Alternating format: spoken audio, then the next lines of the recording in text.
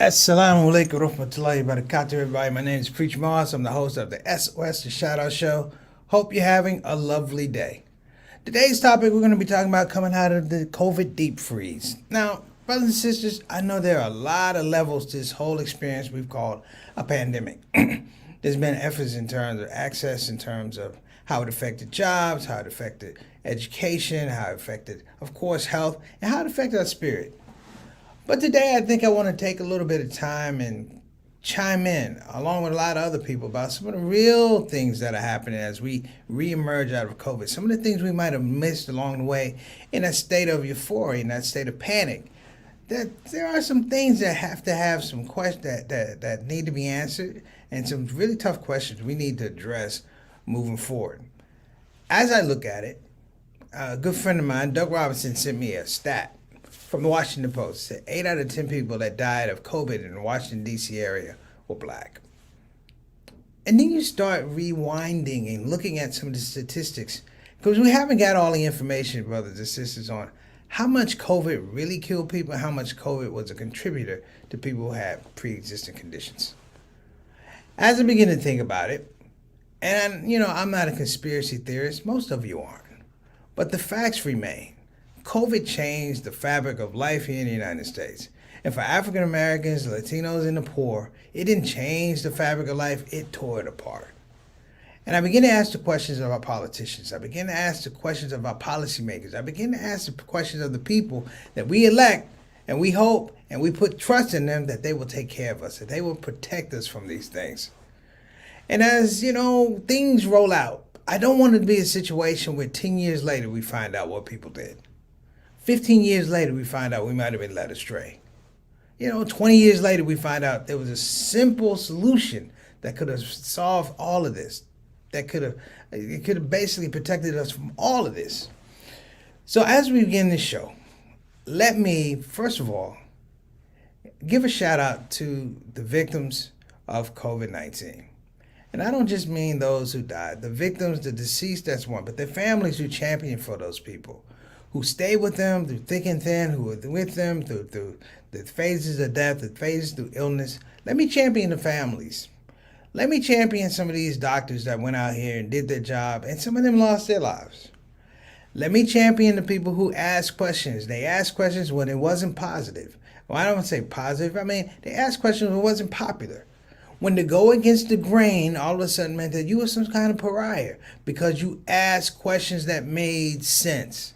So in the age of Trump and the big lie and all these type of things, the question is, how are we coming out of this COVID deep freeze? More on that, we're going to start the show. I'm Preacher Moss. This is the SOS. Hit it.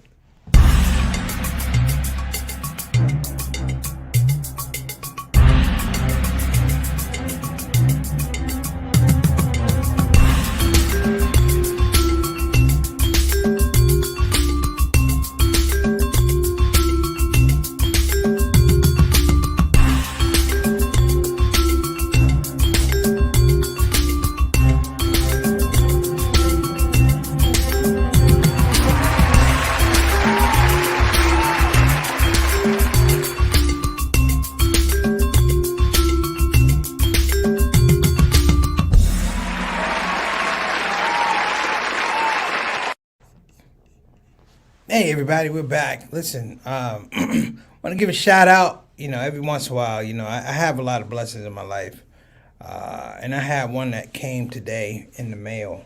I just want to talk about it. It wasn't money, brothers and sisters. It wasn't money. It wasn't anything like that. It wasn't a check. You know what it was, man? It was a pound cake. And I want to give a shout out to my dad, Clifford Moss Jr., for sending me a pound cake all the way from Albuquerque, New Mexico. Now, I'm going to bring up this pound cake because some of you are thinking that you have entitlement to this pound cake. No.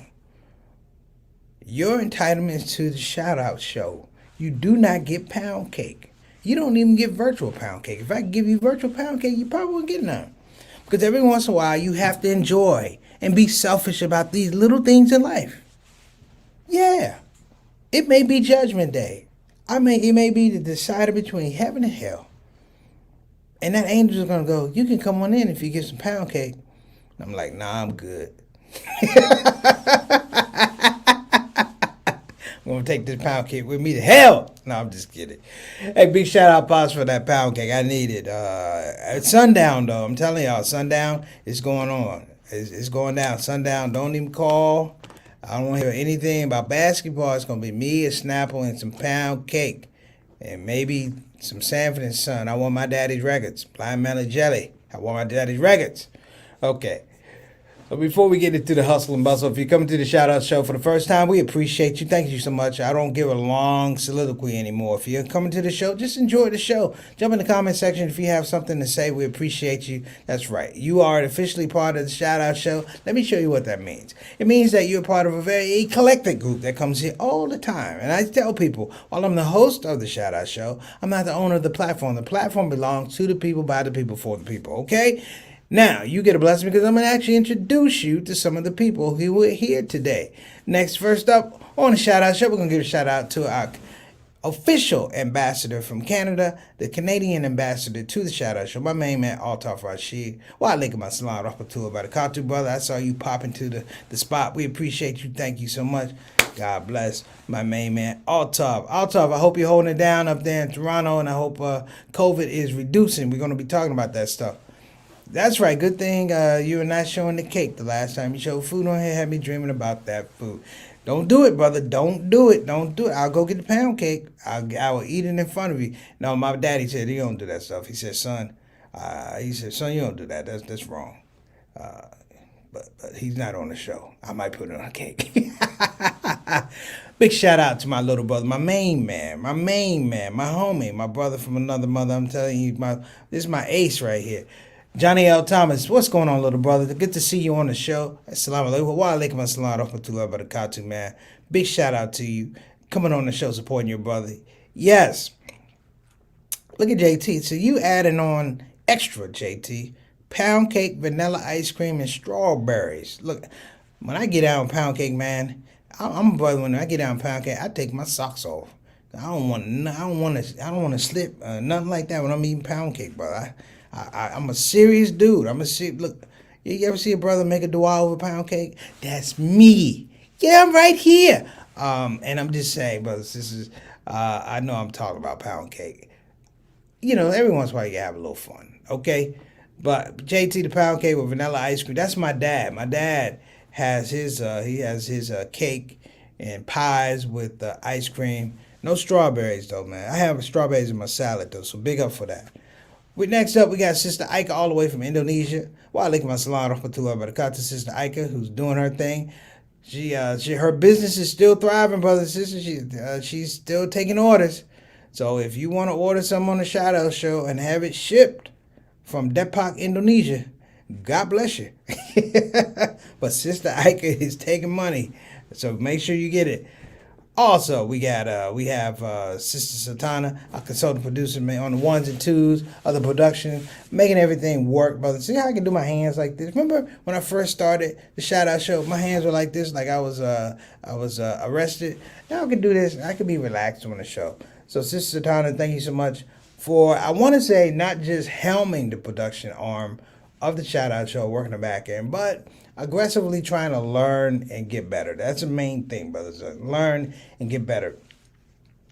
Keep those concepts in your mind as we talk about our subject matter today, learning and getting better. Oh, my fellow teacher, Sister Salim, how you doing? Wa alaikum assalam rahmatullahi wa barakatuh. Of the Royal Salim family out of Masjid Muhammad community out of Washington, D.C., my home masjid. Good to see you, sister. I know you are in a good space because school is about to end. Yes. You got the countdown? When are you guys out of school? Let me know. I didn't ask this year when DC got out of school. When are you guys out of school, especially with COVID? So in any event, good to see my fellow teacher on the show. God bless you. And please give your parents my salams. You know how I get down with your dad. So let's get to it today, brothers and sisters. Coming out of the COVID deep freeze, I thought about this a lot. And like everybody, you know, COVID was one of those things, you heard about it, couldn't touch it, couldn't see it, you know, couldn't smell it.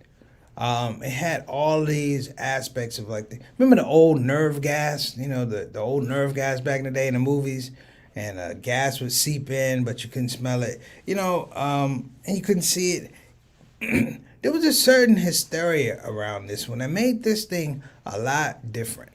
A lot different. Meaning that not knowing specifically scientifically how we were supposed to address something, it allowed for a lot of creativity. I saw a lot of people during COVID make a lot of money during COVID off of people's anxieties and their fears. Now, I'm not just talking about the pharmaceutical companies. They're going to make their money anyway. I'm talking about branches of government. I'm talking about branches of industry. I'm talking about people who were willing to sacrifice human life to make sure that the wheels of production kept going. And here we are, brothers and sisters. I don't want to say it's a false start or anything like that. I mean, yes, I had hoped and prayed for improvement coming out of the pandemic, just like anybody else. You want to see people healthy. You want to see people in happy spaces. The idea of watching videos of families getting together, they haven't seen each other for a year. I mean, on a personal level, I mean, we all went through it. Whether you lost a loved one or a friend or a neighbor, we all went through this whole space of living an anxiety where we didn't know it was going to happen. When you're driving sometimes, and I hate to bring this up, if you've ever been driving sometimes and you're not kind of paying attention and you see somebody in front of you and you slam on the brakes, there's a silence there. There's a deadening silence there. And you're either waiting to not hit the car or you're waiting to hit the car. It's just silence. I can't really say it. And it's all these aspects of anticipation, fear, embarrassment. I mean, it's all these things mixed in. COVID was sort of like that. And I liken COVID to my analogies like last year when I talked about the difference between being injured and the difference between being hurt. These days, brothers and sisters, COVID was an injury. And I'm going to tell you why it was an injury. See, when you're hurt, you can say, hey, listen, I'm going to sit out for a minute, coach, or something like that. It'll be all right. You banged your hand. You knew the nature of the injury, and you had a threshold. You knew, bam, that's going to hurt for a day. It's going to hurt for 2 days. COVID was different. Like when I injured my knee, it was an injury. I was like, nah, I'm not hurt. I'm injured. And the reason I say I was injured is because it had the characteristic of I didn't know exactly how it was going to bounce back. The idea of having a threshold of pain was out of the window because I didn't know specifically what I hurt. Does that make sense? Like when you tear your ACL, brothers and sisters, you don't tear your ACL. You tear it and you tear everything around it. You traumatize the muscles. Okay, so when they examine your ACL, your knee, they can't do it right away. What they have to do, they have to allow for a period of time for the swelling to go down, and they have to look at it. It was the same way for me. I had to get an MRI on my knee. My knee was not good, and the lady who was doing the MRI, she told me, hey, listen, you got to do another 6 minutes. I thought because I moved. Later, I said, well, I thought I was pretty still with the MRI. My leg didn't move. At least I didn't think. She said, no, Mr. Moss, I had you stay on for an extra 6 minutes because you had a lot of swelling in your knee, and we had to turn the camera to look at it differently. COVID is that. COVID is the specter of the MRI. COVID is like, of all the pandemics that's come through, it's almost been like, brothers and sisters, like an ACL tear. Meaning that our movement is restricted, and the rehabilitation doesn't necessarily mean that you're going to be able to walk correctly, run correctly, bend your knee. It affects movement. This was a pandemic about mobility. And I don't mean just regular mobility, going to see your friends. We lost generations of hope, generations of inspiration. We lost generations of talent, brothers and sisters. And the thing, as we come out of this COVID deep freeze, is, are we finished? Have we hit a level? I mean, we hear these terms, herd immunity, things like, what does that mean? Nobody's talking about, are we healed? Even with vaccinations. Okay, the vaccinations were great. I got my 2 shots. Everybody got their 2 shots. But it's a vaccination. It's not a cure. You know, when they had polio, they found a cure for polio. And then you'd see polio for a bunch of years. But COVID, for some reason, and maybe it just bothers me. I'm not saying it bothers you. Maybe it just bothers me, but COVID seems like that chapter. You know, like the Jason movie from Friday the 13th. Remember Jason? Everybody thought he was killed after the first movie, and then they did like Jason 29. COVID has that thing, brothers and sisters, and it leans on the fact that we will get comfortable. We will get comfortable. And there'll be a group of people who did things like social distancing, that wore the mask, and took their shots and vaccinations to make sure that they could be comfortable. They had access to come. And then there are people who didn't do anything. There are people who didn't do anything. And I don't mean just the regular citizens. I mean the politicians. I mean some of the lawyers. I mean some of the judges. We're still having arguments, brothers and sisters, dispositions that make me think that these people really have COVID. I think the Trump people with the big lie, I'm like, they are hallucinating. Do they have COVID? And even as you begin to understand something, and this may tick off a lot of people, but let me say it. COVID, more so than George Floyd and social justice, COVID showed me who a quiet section of America, it showed me who white people are.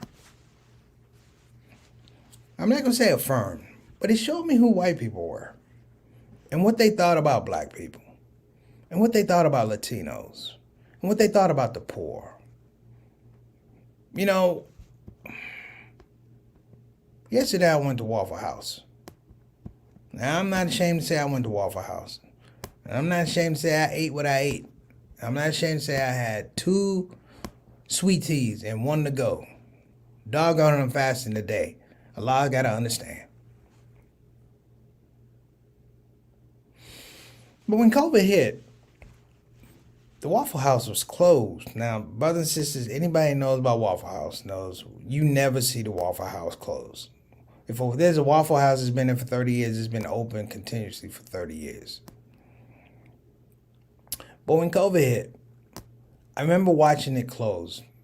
And there were no cars, there were no cooks, there was no waiters, no waitresses. It was dark.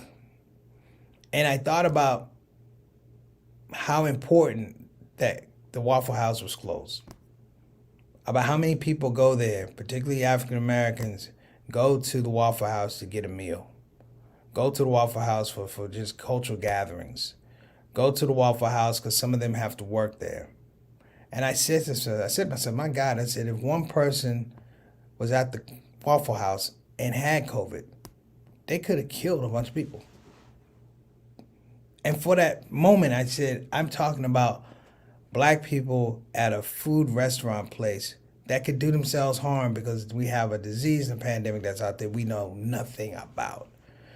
And I'm going to say this and be honest with everybody. We still don't know about COVID. We literally don't know about COVID. We know about vaccines, but we don't know about COVID. You have some of the best minds in America going over to Wuhan trying to figure out what happened, brothers and sisters. And I'm here to tell you that information that you're going to get isn't necessarily the information that we're going to get, the real information. You know, some of the things that came out of China, you know, and you do your forensic stuff. This is where it gets a little loopy, you know. The idea of the deep freeze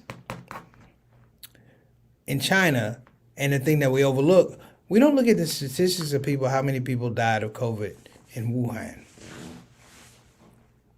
We don't look at those numbers. A big shout out to Derek and Ree joining us. What's up, family? I got pound cake. What's up, Mom? Got pound cake. Hey, what's going on, Miss Eleanor? Y'all cooking out? All right, I'll be there in a minute. But just stay with me for a minute. What do we actually know about COVID?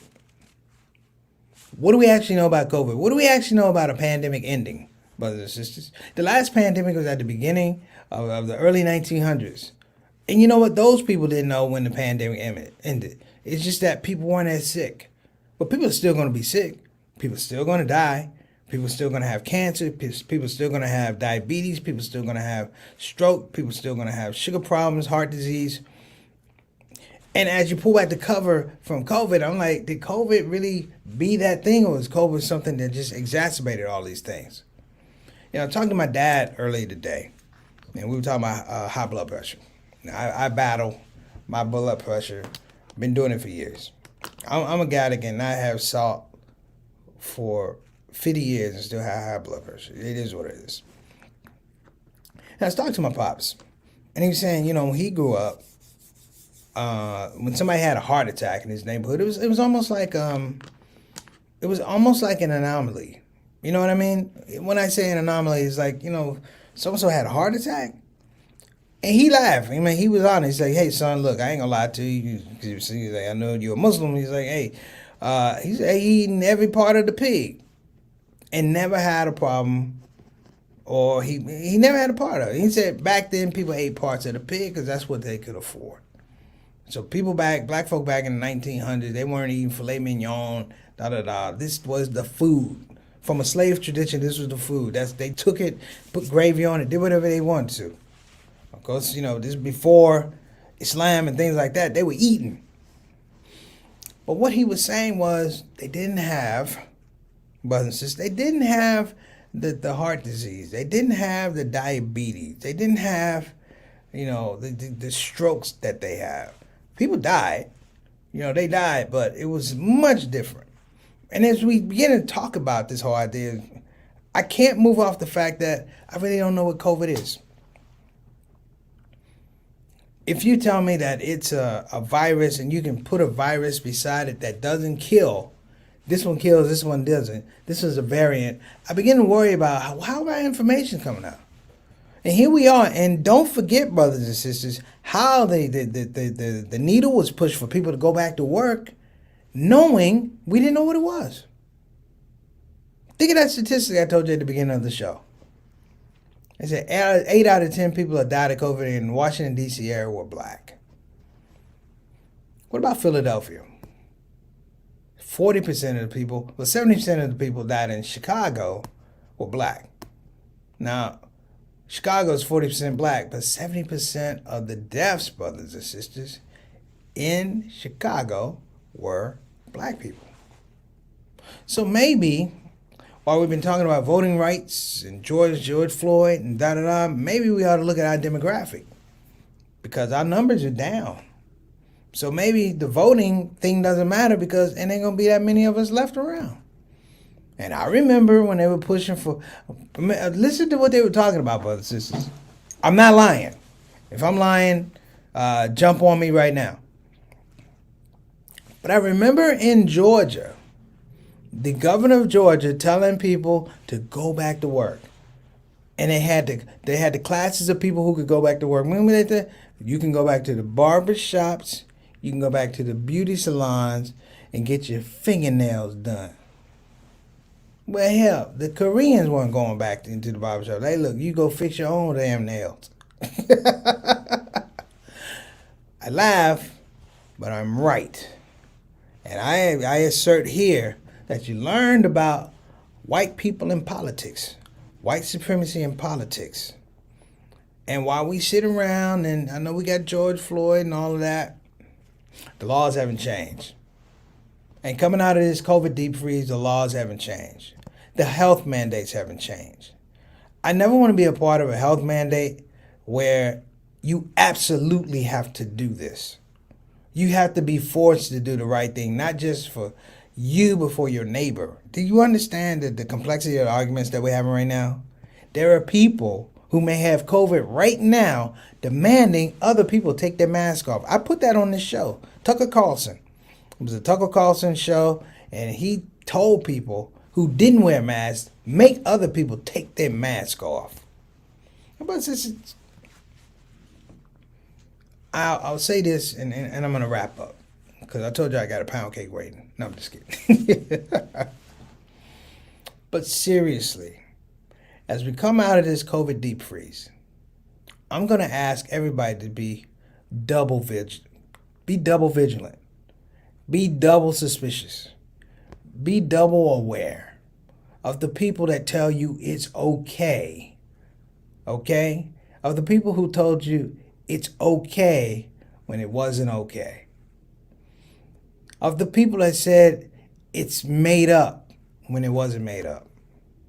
Of the people who still hold jobs at politicians saying that this whole thing is a hoax. Of people we had to force to take vaccinations.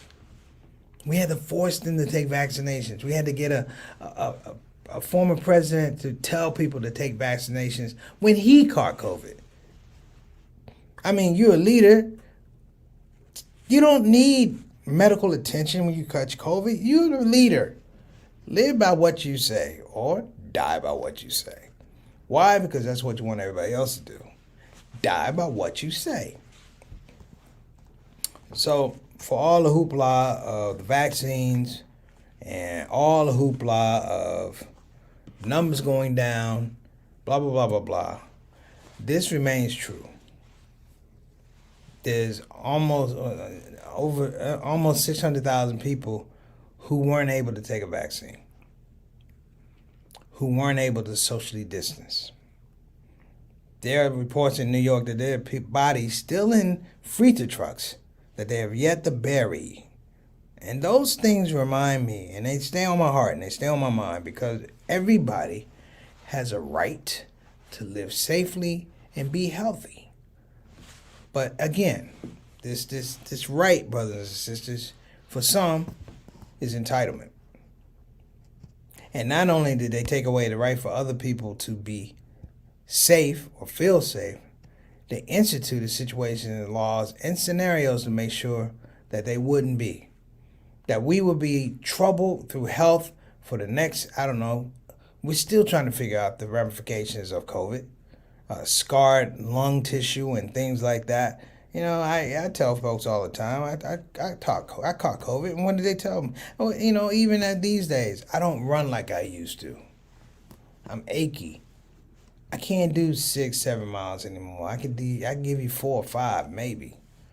You know, and I sit here and I wonder. I say, man, what were the ramifications? And you can say it all day long. You know why? Because people don't know. So before we throw any confetti in the air and have parades and COVID's over, COVID's not over until you get the information. So the deep freeze is, I don't want it to be a deep sleep. And everybody start asking questions. Ask questions. Because this is what, May the 26th, a year ago, you were literally in the same situation except there was no vaccination. And I say you're literally in the same situation now with a vaccination, but little explanation. Because people forget. People want you to forget. Remember the story yesterday about narratives? Remember narratives? There was a movie called, it's called Contagion. It was a movie called Contagion. They had Cuba Gooding Jr. and a couple people. And guess what it's about, brothers and sisters? It's about a virus that no one could see, that no one could smell, and it was killing people. Where we just lived in now. Life imitates art, but art imitates life. And why do I say that? Because even in that movie, the people, the scientists were inept, and you had people who were going, no, it's not this, it's this. Meanwhile, loss of life. So, as I wrap up, brothers and sisters, I'm going to ask that coming out of the COVID deep freeze, we do a couple things. Number one, we appreciate each other. Good times and bad times, sickness and health, appreciate one another. That's number one. Number two, don't be lazy and don't be delaying of praying for people. When I say praying for people, let them know you prayed for them. I feel like that spiritual void was happening during COVID. Let them know you love them. Let them know you appreciate it. And the last one, brothers and sisters, don't feel uncomfortable making other people uncomfortable when you want facts about your own health. Ask. You deserve it. All right, so let's go to our roundup. Oh, my goodness, Sister Reed. AC is out at the house. Yeah. I'm gonna have to bring your box fan, sisters. Just like 1972, bring your box. I'm gonna have to give you one. All right. All right, so let me go to our wrap up. I want to give a shout out for our sponsor, of course, BeFinanciallyIndependent.com. Again, that's BeFinanciallyIndependent.com. Call 1 800 679 3175. Again, that's 1 800 679 3175. Get that financial advisor that you've been needing in your life. You got to get it. Got to get it. And of course, I'm going to give a shout out to, of course, Bayan Islamic Graduate School. I'm an alumni. Thank you very much. I am an alumni, but we're going to give a shout out. Anybody that's thinking about a quality Islamic education, when I say quality Islamic education, I mean that's something that you can use in the real world and can benefit your spiritual knowledge, your communal efforts, and as well, just personally. Check out bayanonline.org. Okay, brothers and sisters, I am out of here. Remember, brothers and sisters, ask questions. Preach my ShOUT show. Assalamu alaikum wa rahmatullahi wa barakatuh. And I'm out.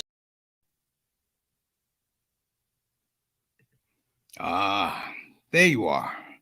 I know you're looking at your screen going, that's a good looking black man. And you're right. I'm Preacher Moss, and you're not. Today I want to talk about Olive Branch Muslim Family Services, better known as the people who help people. And I need you to help the people who help people so they can continue to, you guess it, help people. Get it? Got it? Good. Olive Branch Muslim Family Services. Action you can see, compassion you can feel. Graphic now.